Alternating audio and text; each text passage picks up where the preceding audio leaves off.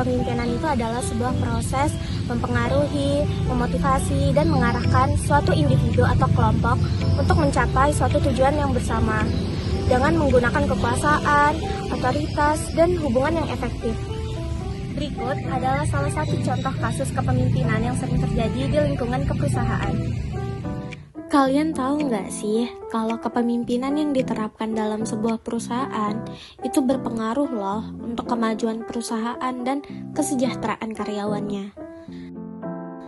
Ini salah satu fenomena yang sering terjadi dalam perusahaan. Pada perusahaan X mengalami penurunan kualitas SDM akibat kepemimpinan yang menciptakan lingkungan kerja yang tidak kondusif karena kurangnya komunikasi dan kerjasama antara pemimpin dengan timnya. Selain itu, pemimpin juga kurang memotivasi dan melibatkan karyawannya dalam peningkatan kinerja. Nah, kalian tahu nggak dari fenomena tersebut itu berkaitan dengan teori kepemimpinan apa? Gak tahu. Yuk simak video penjelasannya. Dari kasus yang terjadi pada perusahaan X, hal ini berkaitan dengan teori kepemimpinan karismatik loh. Menurut teori kepemimpinan karismatik, pemimpin yang mewujudkan suasana motivasi atas dasar komitmen dan identitas emosional pada visi, filosofi, dan gaya mereka dalam diri bawahannya. Menurut House, tahun 1977, para pemimpin karismatik memiliki kemampuan untuk mengkomunikasikan tujuan kelompok bersama, mempengaruhi, menginspirasi, dan menyampaikan kepercayaan diri pada kemampuan mereka sendiri serta pengikut mereka.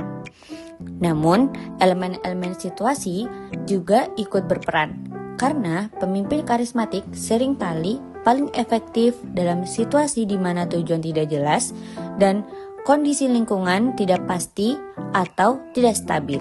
Maka dari itu, pemimpin karismatik mampu memberikan beberapa visi tentang kemana kelompok harus menuju.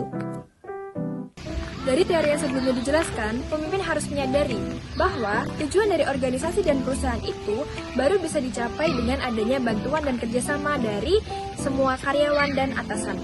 Sehingga harus terjadi interaksi yang baik antara karyawan dengan karyawan, atasan dengan karyawan, ataupun dengan sesama karyawan.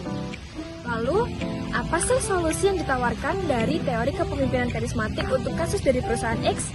Yuk kita simak penjelasannya. Solusi yang ditawarkan untuk kasus yang terjadi pada perusahaan X yaitu pemimpin harus mendorong kinerja karyawan melalui aktivitas-aktivitas support atau dukungan yang meliputi kepercayaan atau dukungan moral dari atasan, ketersediaan research, penghargaan terhadap ide-ide dan inovasi, peluang menerapkan kemampuan dan keahlian serta reward yang seimbang untuk karyawan.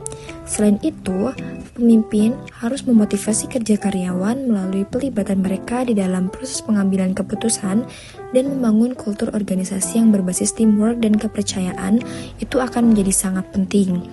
Nah, dengan pemimpin itu melibatkan karyawan dalam proses pengambilan keputusan, maka kinerja dari karyawan ini akan meningkat dan meningkatkan moral kerja, loyalitas dan komitmen, dukungan terhadap manajemen, serta keputusan atas jabatan. Jadi, dari penjelasan sebelumnya, kalian sudah pasti tahu dong apa itu kepemimpinan, teori kepemimpinan, contoh kasus, serta solusi. Jadi, pemimpin itu harus bisa mewujudkan perusahaan yang baik dan sejahtera untuk karyawan-karyawannya. Nah, jadi itu kesimpulannya teman-teman. Sekian video dari kami. See you!